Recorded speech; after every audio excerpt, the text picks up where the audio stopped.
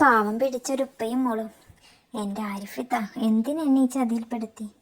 ഇത്താത്തയെ മാത്രം കുറ്റം പറഞ്ഞിട്ട് കാര്യമില്ലല്ലോ. ഞാൻ എടുത്തു നോക്കാതെ ഇതിലേക്ക് ചാടി പുറപ്പെട്ടില്ലേ? അവൻ ഫോട്ടോക്ക് പല രീതിയിലും പോസ്റ്റ് ചെയ്യുന്ന ഷഹ്നയെ നോക്കിക്കൊണ്ട് നെടുവീർപ്പിട്ടു.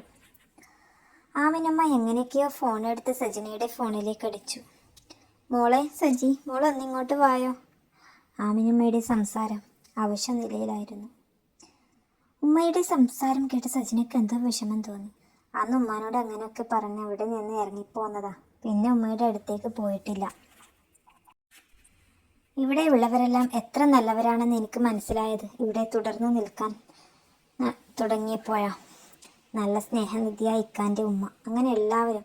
ഇത്ര കാലവും എൻ്റെ കണ്ണ് കെട്ടിയിട്ടായിരുന്നു ഇതൊന്നും ഞാൻ കാണാതെയും മനസ്സിലാകാതെയും പോയത്. സജിന ഒന്ന് ആലോചിച്ചു. എന്തിനായിരിക്കും ഉമ്മ വിളിച്ചത്? ഉമ്മാൻ്റെ ശബ്ദം തന്നെ ആകെ മാറിയിരിക്കുന്നു. ഇക്കയോട് പറയട്ടെ, ഒന്ന് പോയി നോക്കാം. അവൾ വേഗം ഡ്രസ്സ് മാറ്റി. ഉമ്മ, ഞാൻ വീട് വരെ ഒന്ന് പോയിട്ട് വരാം, കുഞ്ഞുങ്ങളെ നോക്കോ? അവൾ ഇക്കാൻ്റെ ഉമ്മയോട് പോയി പറഞ്ഞു. അതിനെന്താ മോളെ, നീ പോയി വാ, ഞാൻ കുഞ്ഞുങ്ങളെ നോക്കിക്കോളാം, അവർ ഒന്ന് പുഞ്ചിരിച്ചു കൊണ്ട് പറഞ്ഞു. സജിന വീട്ടിലെത്തിയപ്പോൾ വീട് ആകെ അടഞ്ഞു കിടക്കുകയായിരുന്നു. അവൾ വാതിലൊന്ന് തള്ളി നോക്കുമ്പോൾ പൂട്ടിയിട്ടിട്ടില്ല. ഉള്ളിലേക്ക് കയറി ഉമ്മ ഉമ്മ വിളിച്ചു. അവൾ നാലുപാടും നോക്കി. ആകെ വൃത്തിയില്ലാതെ വീട് കിടക്കുന്നു. പൊടിയും മാറാലയുമായി കസേരയും ടേബിളൊക്കെ ആകെ വൃത്തികേടായി കിടക്കുന്നത് അവൾ നോക്കി നിന്നു. സുലേഖ ഉണ്ടായിരുന്നെങ്കിൽ എന്ത് വൃത്തിക്ക് കിടന്നിരുന്ന വീടാ. ആകെ നാശമായിരിക്കുന്നു. അവൾക്കൊന്ന് സങ്കടം തോന്നി. സജിനയുടെ വിളി കേട്ട് ആമിനുമ്മ ഒന്ന് നിരങ്ങിക്കൊണ്ട് മെല്ലെ കുറ്റി തുറന്നു. മോളെ സജി, അവർ ഒന്ന് കരഞ്ഞുകൊണ്ട് അവളെ വിളിച്ചു. ഉമ്മക്ക് തീരെ വയ്യ മോളെ. അവർ കട്ടിലപ്പടി ചാടി നിന്നുകൊണ്ട് അവളോട് നിലവിളിച്ചുകൊണ്ട് പറഞ്ഞു. ഉമ്മ. അവൾ അവരുടെ അടുത്തേക്ക് ഓടിയെത്തി. എൻ്റെ ഉമ്മക്ക് എന്താ പറ്റിയേ? അവൾ ആമിനുമ്മയെ താങ്ങി നിർത്തി. മോളെ, ഉമ്മക്ക് ഇത്തിരി വെള്ളം. അവരുടെ നാവ് കുഴയുന്നുണ്ടായിരുന്നു. ഇക്ക, വണ്ടിയെടുക്ക, ഉമ്മക്ക് തീരെ വയ്യ, വേഗം ഹോസ്പിറ്റലിൽ പോണം. അവൾ വേഗം ആമിനുമ്മയെ പിടിച്ച് കാറിൽ കൊണ്ടിരുത്തി. എന്നിട്ട് അവർക്ക് വേഗം വെള്ളം എടുത്തു കൊടുത്തു. അവരിത് ആർത്തിയോടെ വാങ്ങി കുടിച്ചു. തുള്ളി വെള്ളം കിട്ടാതെ ഞാൻ മരിച്ചു പോകും എന്ന് കരുതി സജി. അവരൊന്ന് തേങ്ങി. അവരുടെ ശബ്ദം പുറത്തേക്ക് വന്നു. സാരമില്ല, ഉമ്മ കരയണ്ട, ഞാൻ വന്നില്ലേ. അവൾ ഉമ്മയെ അവളുടെ തോളിലേക്ക് ചായച്ചു കിടത്തി. എന്നിട്ട് ഹോസ്പിറ്റലിലേക്ക് എത്തിച്ചു. ആൾക്ക് നല്ല പനിയുണ്ട്, പോരാത്തത് BP-യും ഹൈ ലെവലാ. കുറച്ചു നേരം കൂടി കഴിഞ്ഞിരുന്നെങ്കിൽ, ഡോക്ടർ ഒന്ന് പറഞ്ഞു നിർത്തി. ഇന്നിവിടെ കിടക്കട്ടെ, നാളെ ഡിസ്ചാർജ് ആക്കി തരാം. ക്ഷീണത്തിനൊരു ഡ്രിപ്പ് ഇടാം, പിന്നെ ഇഞ്ചക്ഷൻ എടുത്ത് മാറിക്കോളും. നല്ലോണം ക്ഷീണം കാണുന്നുണ്ടല്ലോ. ഭക്ഷണം കഴിക്കൽ കുറവാണോ? നന്നായിട്ട് ഭക്ഷണം കഴിക്കണം കേട്ടോ, ഡോക്ടർ ആമിനുമ്മയുടെ കവിളിലൊന്ന് തട്ടിക്കൊണ്ട് പറഞ്ഞു.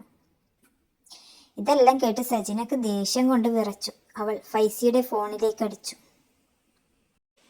ഹോട്ടലിൽ AC-യുടെ തണുപ്പിൽ മയങ്ങിക്കൊണ്ടിരുന്ന ഫൈസി ഇതൊന്നും അറിഞ്ഞില്ല. ഫോൺ അടിക്കുന്തോറും ഷാഹിന ഫൈസി കാണാതെ അവൻ്റെ തോളിൽ കിടന്നു കട്ടാക്കി വിട്ടു. എന്നിട്ട് അവൾ ഫോൺ ഓഫാക്കി വെച്ചു. നാശം, എവിടെ വന്നാലൊരു സുഖം തരില്ലല്ലോ, അവൾ മനസ്സിൽ ചിന്തിച്ചു. എന്നിട്ട് മുഖത്തൊരു ചിരി വരുത്തി ഫൈസിയോട് ഒന്നുകൂടി ചേർന്ന് കിടന്നു. ഫോൺ കട്ടാക്കിയതിന് ശേഷം സ്വിച്ച് ഓഫ് കൂടി ചെയ്തപ്പോൾ സജിനക്ക് ദേഷ്യം അടക്കാനായില്ല. ഉമ്മാനോട് ഒന്നും പറയണ്ട, ഉമ്മാക്ക് വീണ്ടും പ്രഷർ കൂടും, അവൾ ഒന്ന് ചിന്തിച്ചു. ഉമ്മാടെ എല്ലാം ഭേദാവട്ടെ, ഉമ്മക്കെല്ലാം പറഞ്ഞ് മനസ്സിലാക്കി കൊടുക്കണം. അതിനു മുന്നേ ആരിഫത്തെ ഒന്ന് കാണണം. എന്താണ് ഇതിൽ ലാഭം? ഒന്നും കാണാതെ അവർ ഇതിന് പുറപ്പെടില്ല. അവൾ അവളുടെ ഇക്കയുടെ വീട്ടിലേക്ക് വിളിച്ചു പറഞ്ഞു. ഉമ്മ കുറച്ച് ചോറ് ഹോസ്പിറ്റലിൽ കൊടുത്തേക്കോ? അതിനെന്താ മോളെ, നീ അവനോട് ഇങ്ങോട്ട് വരാൻ പറ, ചോറ് റെഡിയാക്കി വെക്കാം. കുഞ്ഞുങ്ങളെ ആലോചിച്ച് നീ പേടിക്കണ്ട, ഞാൻ നോക്കിക്കോളാട്ടോ. നീ അവിടെ നിന്നോ, ഉമ്മാക്ക് ഭേദാവട്ടെ, എന്നിട്ട് വന്നാൽ മതി. ആമിനുമ്മയെ ഹോസ്പിറ്റലിൽ നിന്നും ഡിസ്ചാർജ് ചെയ്തു സജിനയുടെ വീട്ടിലേക്ക് കൊണ്ടുപോയി. പ്രണയ നിമിഷത്തിൽ മതിമറന്ന് ആറാടിക്കൊണ്ടിരിക്കുന്ന ഫൈസി ഇതൊന്നും അറിഞ്ഞില്ല. അവൻ ഷാഹിനയുടെ താളത്തിനനുസരിച്ച് തുള്ളിക്കൊണ്ട് ഒരു പാവയെ പോലെ അവളെ അനുസരിച്ച് അവൾക്ക് വേണ്ടതെല്ലാം ചെയ്തു കൊടുത്തു. സജിനയുടെ വീട്ടിലെത്തിയ ആമിനുമ്മ വീണ്ടും ആരോഗ്യം വീണ്ടെടുത്തു. സജിനയുടെ ഭർത്താവിൻ്റെ ഉമ്മയും സജിനയും അവരെ പൊന്നുപോലെ നോക്കി. സജിനയും അവളുടെ ഭർത്താവിൻ്റെ ഉമ്മയും തമ്മിലുള്ള സ്നേഹം ആമിനുമ്മ നോക്കിക്കണ്ടു. അവൾ ആമിനമ്മയേക്കാൾ അവരെ പരിഗണിക്കുന്നത് കണ്ടപ്പോൾ ആമിനമ്മയ്ക്ക് കുശുമ്പ് പുറത്തു ചാടി. അവർ അവരുടെ പഴയ സ്വഭാവം വീണ്ടും പുറത്തെടുത്തു. മെല്ലെ മെല്ലെ മകൾക്ക് വേണ്ടാത്തതെല്ലാം ചെവിയിൽ ഓതിക്കൊടുത്തു. ഉമ്മ, നിങ്ങൾ ഒരു കാലത്ത് നന്നാവില്ല എന്ന് തീരുമാനിച്ചു നിൽക്കാണോ? നിന്ന നിൽപ്പിൽ മുങ്ങിത്താഴുകയാണെങ്കിലും ഈ സ്വഭാവത്തിന് ഒരു മാറ്റവും വരുത്തരുത്. എന്തിനാ ഉമ്മ പാവുമ്മ ഇങ്ങനെ പറയുന്നത്? എന്തൊരു സ്നേഹമാണ് എന്നോടെന്നറിയോ? ഞങ്ങൾ രണ്ടുപേരും നല്ല സ്നേഹത്തിലാണ് ഇവിടെ കഴിയുന്നത്. ഉമ്മ ദയവ് ചെയ്ത് ഇവിടുന്ന് പോയിക്കോ. ഈ സ്നേഹം ഉമ്മ ആയിട്ട് ഇല്ലാതാക്കരുത്. ഞാൻ എന്താ ഉമ്മാനെ ഇവിടെ നിന്ന് ഇറക്കി വിടാത്തതെന്നറിയോ? ഞാനൊരു ഉമ്മ ആയതുകൊണ്ടാ.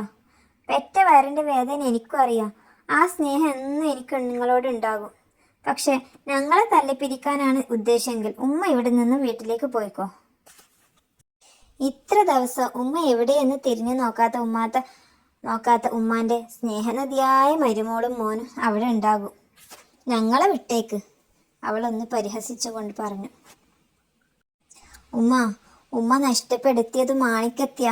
സുഹറത്ത അന്ന് നിങ്ങളോട് പറഞ്ഞില്ലേ, സുലൈഖയുടെ വില നിങ്ങൾ അറിയാൻ പോകുന്നതേ ഉള്ളൂ എന്ന്. നമ്മുടെ വീടിന്റെ അവസ്ഥ ഒന്ന് നോക്ക്.